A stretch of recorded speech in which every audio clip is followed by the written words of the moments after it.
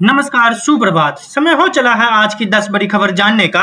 दिल्ली के मुख्यमंत्री जेल से चला रहे थे सरकार। अमित शाह का अरविंद केजरीवाल पर तीखा वार। केंद्रीय गृह मंत्री और वरिष्ठ भाजपा नेता अमित शाह ने शुक्रवार को कांग्रेस नीति गठबंधन के उपराष्ट्रपति पद के लिए उम्मीदवार जस्टिस बी सुंदरन रेड्डी पर नक्सलवाद का समर्थन करने का आरोप लगाया और कहा कि अगर उन्होंने सलावा जुडू पर फैसला नहीं सुनाया होता तो देश में मनोवाद 2020 से पहले ही समाप्त हो गया होता। मलयाला मनोरमा समूह की ओर से आयोजित मनोरमा न्यूज कॉन्वेक्स के उद्घाटन करते हुए शाह ने कहा कि कांग्रेस की तरफ से उपराष्ट्रपति पद के लिए उम्मीदवार चुने जाने से केरल में पार्टी की जीत की संभावना और कम हो गई है। शाह ने कॉन्क्लेव के तहत प्रश्नोत्तर सत्र के दौरान सालवा जुडूम पर 2021 के सुप्रीम कोर्ट के फैसले का हवाला देते हुए कहा, सुदर्शन रेड्डी वही व्यक्ति है जिन्होंने नक्सल की मदद की। उन्होंने सालवा जुडू पर फैसला सुनाया। अगर सालवा जुडूम पर फैसला नहीं सुनाया गया होता तो नक्सली आतंकवाद 2020 तक खत्म हो गया होता। वो वही व्यक्ति है जो सालवा जुडूस पर फैसला देने वाली विचारधारा से प्रेरित थे। दिसंबर 2021 में सुप्रीम कोर्ट के नियुक्त रेड्डी ने फैसला सुनाया था कि मनोवादी विद्रोहियों के खिलाफ लड़ाई में आदिवासी युवाओं का विशेष पुलिस अधिकारियों के रूप में इस्तेमाल करना, चाहे उन कोया कमांडो कहा जाए, सलावा जुडू कहा जाए या किसी अन्य नाम से पुकारा जाए, गैर कानूनी और असंवेदनशील है। उन्होंने ये आदेश भी दिया कि इससे तुरंत हथियार लिए जाएं। शाह ने कहा कि केरल ने नक्सलवाद का दंश झेला है। केरल के लोग निश्चित रूप से देखेंगे कि कांग्रेस पार्टी वंशवादी दलों के दबाव में एक ऐसे उम्मीदवार को मैदान में उतार रही है जिसने नक्सलवाद का समर्थन किया और सुप्रीम कोर्ट जैसे पवित्र मंच का इस्तेमाल किया। सत्याग्रह राजक ने महाराष्ट्र के राज्यपाल सीपी राधाकृष्णन को उपराष्ट्रपति पद का उम्मीदवार चुना है, जो आरएसएस की पृष्ठभूमि वाले तमिलनाडु के एक वरिष्ठ भाजपा नेता हैं। गंभीर आपराधिक आरोपों में गिरफ्तारी के बाद 30 दिन तक हिरासत में रहने वाले प्रधानमंत्री, मुख्यमंत्रियों और मंत्री को हटाने के प्रस्ताव वाले विधेयक लोकसभा में पेश किए जाने के बारे में पूछे जाने पर अमित शाह ने कहा, इस मामले पर और कुछ कहने की जरूरत नहीं है। गृह मंत्री ने कहा कि मैंने संसद में देश की जनता से पूछा है, क्या वो चाहते हैं कि प्रधानमंत्री जेल से सरकार चलाए? ये कैसी बहस है? ये नैतिकता का सवाल है। अब वो पूछ रहे हैं कि इससे पहले संविधान में क्यों नहीं शामिल किया गया। जब संविधान का मौजूदा तैयार किया गया था तब ये अनुशासन नहीं लगाया गया था कि जेल जा चुके लोग निश्चित पद पर बने रहेंगे। गृह मंत्री ने दिल्ली के मुख्यमंत्री रहते हुए भ्रष्टाचार के आरोपों में अरविंद केजरीवाल की गिरफ्तारी और जेल जाने के बाद उनके इस्तीफा देने से इनकार करने का जिक्र किया। शाह ने कहा, एक ऐसी घटना हुई थी जहां एक मुख्यमंत्री जेल से सरकार चला रहे थे, तो क्या संविधान में संशोधन होना चाहिए या नहीं? उस समय भी भाजपा की सरकार थी, लेकिन हमें ऐसी स्थिति का सामना नहीं करना पड़ा। जीएसटी में बड़ा बदलाव, अब घर खरीदना होगा सस्ता। जानिए किसे मिलेगा सबसे ज्यादा फायदा। अगर आप घर खरीदने की सोच रहे हैं तो आपके लिए अच्छी खबर है। केंद्र सरकार जल्द ही एक नई जीएसटी प्रणाली लाने पर विचार कर रही है, जिससे घर बनाना और खरीदना दोनों ही सस्ते हो सकते हैं। सरकार का लक्ष्य घर बनाने में इस्तेमाल होने वाले सामानों पर लगाने वाले टैक्स को आसान और एक समान बनाना है। अभी घर बनाने में इस्तेमाल होने वाले चीजें जैसे सीमेंट, स्टील, पेंट और टाइल्स पर अलग अलग जीएसटी दरें लागू होती है, जो 18 से 28 तक है। इसमें निबंधन की लागत काफी बढ़ जाती है, जिसका सीधा बोझ आखिर में घर खरीदने वाले पर पड़ता है। अगर सरकार इन टैक्स दरों को कम कर और एक समान करती है तो बिल्डरों की लागत घटेगी और वो इस बचत का फायदा ग्राहकों तक पहुंचा सकते हैं। इसका सबसे बड़ा फायदा मध्यम वर्ग के लोगों को होगा, जो पहले से ही बढ़ती महंगाई से जूझ रहा है। घर की कुल कीमत कम होने से ईएमआई का बोझ भी हल्का हो सकता है। किफायती घरों पर अभी भी सिर्फ 1% जीएसटी लगता है, इसलिए उनमें सीधे तौर पर कोई बड़ा बदलाव नहीं होगा। हालांकि अगर इनपुट टैक्स क्रेडिट का नया नियम लागू होता है तो बिल्डरों को थोड़ी और राहत मिल सकती है, जिससे इन घरों की कीमतें में भी थोड़ी कमी आ सकती है। जहां एक तरफ मध्यम वर्ग को फायदा होने की उम्मीद है, वहीं लग्जरी घरों पर इसका उल्टा असर पड़ सकता है। अगर महंगे मटेरियल जैसे इन्फिनिटिंग, फिटिंग और फिनिशिंग आइटम को ज्यादा टैक्स स्लैब में डाल दिया गया तो इन घरों की कीमतें बढ़ सकती है। पिछले कुछ सालों में निर्माण लागत में 40% की बढ़ोतरी हुई है। ऐसे में जीएसटी में ये बदलाव बिल्डरों और ग्राहकों दोनों के लिए एक बड़ा राहत साबित हो सकता है। इंस्टाग्राम पर हुई दोस्ती, शादी रचाई, फिर दूल्हे ने किया ऐसा खुलासा जिससे सुनकर सब रह गए हैरान। लखनऊ से एक हैरान करने वाला मामला सामने आया है, जहां एक महिला टीचर को शादी के नाम पर ठगी का शिकार बनाया गया। सोशल मीडिया पर हुई दोस्ती के बाद युवक ने पहले प्यार जताया, फिर आर्य समाज मंदिर में शादी की और कुछ ही समय बाद दुल्हन के घर से 2 स्कूटरी लेकर फरार हो गया। जब सच्चाई सामने आई तो पता चला कि युवक पहले से ही 2 शादियां कर चुका है और उसके 3 बच्चे भी हैं। अब पुलिस इस साथी ठग की तलाश में जुटी है। महानगर थाना क्षेत्र की रहने वाली महिला टीचर की इंस्टाग्राम पर एक युवक से दोस्ती हुई। युवक ने पहले मीठी मीठी बातें कर उसका भरोसा जीता और फिर मोबाइल नंबर मांगा। बातचीत का सिलसिला बढ़ता गया और जल्द ही युवक ने शादी का प्रस्ताव रख दिया। युवती को भी युवक पसंद आ गया और दोनों ने आर्य समाज मंदिर में शादी कर ली। शादी के बाद युवक अपनी पत्नी के घर ही रहने लगा। कुछ समय तक सब कुछ सामान्य रहा, लेकिन फिर अचानक युवक एक एक कर घर से 2 स्कूटरी लेकर गायब हो गया। जब महिला ने उससे संपर्क करने की कोशिश की तो उसका मोबाइल बंद मिला। दुल्हन ने जब अपने स्तर पर युवक की तलाश शुरू की तो हैरान रह गया। उसे पता चला कि युवक पहले से ही शादीशुदा है और उसके 2 पत्नियां व 3 बच्चे हैं। आरोपी ने फर्जी पहचान से शादी की और मकसद सिर्फ ठगी करना था। धोखा खाने के बाद महिला रोते हुए महानगर थाने पहुंची और युवक के खिलाफ एफआईआर दर्ज करवाई। उसने पुलिस को बताया कि कैसे इंस्टाग्राम पर जाल में फंसकर उसने शादी की गई और फिर चोरी कर ली गई। महानगर पुलिस ने मामला दर्ज कर जांच शुरू कर दी है। पुलिस का कहना है कि आरोपी युवक की तलाश जारी है और जल्द ही उसे गिरफ्तार कर लिया जाएगा।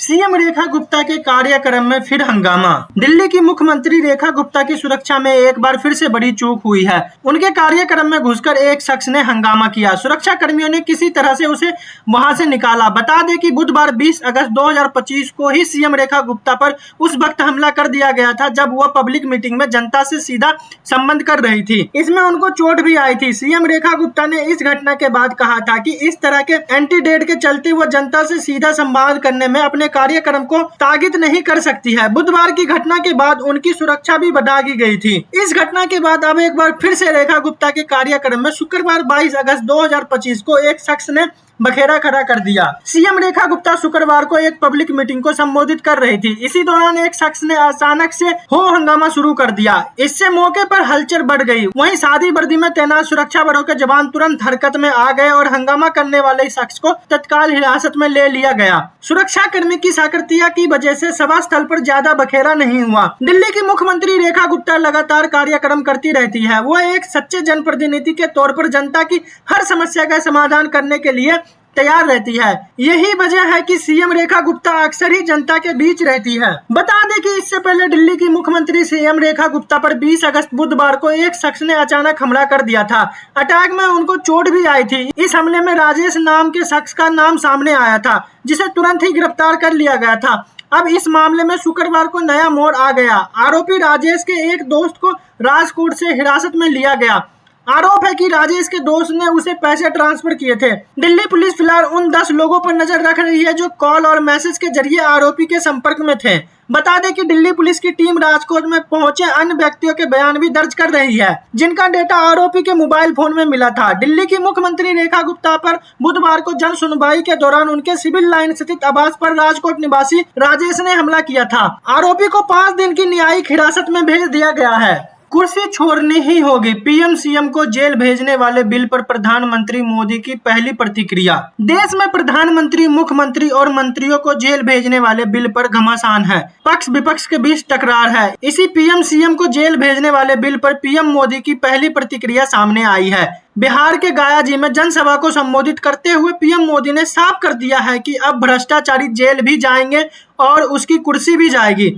उन्होंने पहली बार बोलते हुए कहा कि जिसने भ्रष्टाचार किया है और जेल गया है उसे कुर्सी छोड़नी ही होगी। गया जी की पवित्र धरती से भ्रष्टाचार के खिलाफ लाए जा रहे नए कानून पर प्रधानमंत्री नरेंद्र मोदी ने पहली बार बयान दिया है। जनसभा को संबोधित करते हुए उन्होंने कहा, पहले जेल से फाइल साइन किया जा रहे थे, जेल से अधिकारियों को निर्देश दिए जाते थे। मैं संविधान की तार तार जीते जी नहीं देख सकता। नए कानून बन जाने के बाद प्रधानमंत्री हो या कोई मंत्री, 30 दिन में जमानत नहीं मिली तो 21वें दिन कुर्सी छोड़नी होगी। पीएम मोदी ने कांग्रेस और राजद पर जमकर भड़ास निकाली। उन्होंने गया जी में कहा कि कांग्रेस और राजद के भ्रष्टाचार की लिस्ट बहुत लंबी है। उन्होंने कहा 2014 से अब तक हमारी सरकार पर भ्रष्टाचार का एक दाग नहीं लगा, जबकि कांग्रेस की भ्रष्टाचार की लंबी लिस्ट है और आरजेडी के भ्रष्टाचार को तो बिहार का बच्चा बच्चा जानता है। इसके खात्मे के लिए कोई भी कार्रवाई के दायरे से बाहर नहीं होना चाहिए। कोई पीएम या मुख्यमंत्री जेल में रहकर भी सत्ता का सुख पा सकता है। दरअसल पीएम मोदी उसी बिल की बात कर रहे थे जिसे केंद्र सरकार ने भ्रष्टाचार से निपटने के लिए संसद के मानसून सत्र में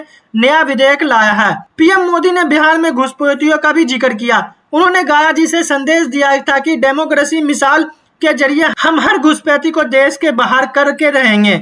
देश के भीतर बैठे घुसपैठियों के समर्थकों से सावधान रहिए। तुष्टीकरण और वोट बैंक को बढ़ाने के लिए बिहार के लोग का हक घुसपैठियों को देना चाहते हैं। कांग्रेस आरजेडी की बुरी नजर से बिहार को बचाकर रखना है। ऑनलाइन गेमिंग बिल पास होते ही ड्रीम 11, MPL और जूपी जैसे ऐप्स की दुकान हुई बंद। ऑनलाइन गेमिंग इंडस्ट्री को लेकर केंद्र सरकार की शक्ति अब जमीन पर दिखने लगी है। ऑनलाइन गेमिंग बिल 2025 के राज्यसभा से पास होते ही देश की बड़ी real money gaming company MPL, dream 11 और जूपी ने अपने सभी पेस गेम को बंद करने का फैसला लिया है। ये बिल पहले केंद्रीय कैबिनेट और लोकसभा से पारित हो चुका है और अब राष्ट्रपति से साइन के बाद ये विधेयक कानून बन जाएगा। नए कानून के तहत रियल मनी गेमिंग कंपनी पर 1 करोड़ रुपए तक का जुर्माना और जेल की सजा का प्रस्तावन किया गया है। इस सख्त कदम का असर सीधे तौर पर इंडस्ट्री के दिग्गज खिलाड़ियों पर पड़ा है, जिन्होंने यूजर की सुरक्षा और नियमों का पालन को प्राथमिकता देते हुए तत्काल प्रभाव से अपने अपने रियल मनी गेम को हटा दिया गया है। ऑनलाइन गेमिंग बिल 2025 को लेकर इंडस्ट्री में हलचल तेज है। जहां एक और सरकार रियल मनी गेमिंग से जुड़े वित्तीय और सामाजिक खतरे को नियंत्रित करने की दिशा में कदम बढ़ा रही है, वही कंपनियां अब अपने बिजनेस मॉडल में बदलाव कर रही हैं। आने वाले समय में यह देखना दिलचस्प होगा कि बाकी गेमिंग कंपनियां इस नए कानून का पालन कैसे करती है और इंडस्ट्री का स्वरूप किस तरह बदलता है। शेल्टर होम भेजे गए कुत्ते छोड़े जाएंगे, आवारा डॉग्स पर सुप्रीम कोर्ट का बड़ा फैसला। सुप्रीम कोर्ट में शुक्रवार दिल्ली NCR के सड़कों पर आवारा कुत्तों को लेकर फैसला सुना सकता है। 11 अगस्त को सुनवाई करते हुए सुप्रीम कोर्ट ने दिल्ली NCR की सड़कों में आवारा कुत्तों की स्थायी रूप से डॉग शेल्टर भेजने का आदेश दिया गया था। जस्टिस विक्रम नाथ, संदीप मेहता और NV इंजीनियर की पीठ ने 14 अगस्त को सुनवाई के बाद फैसला सुरक्षित कर रखा लिया था।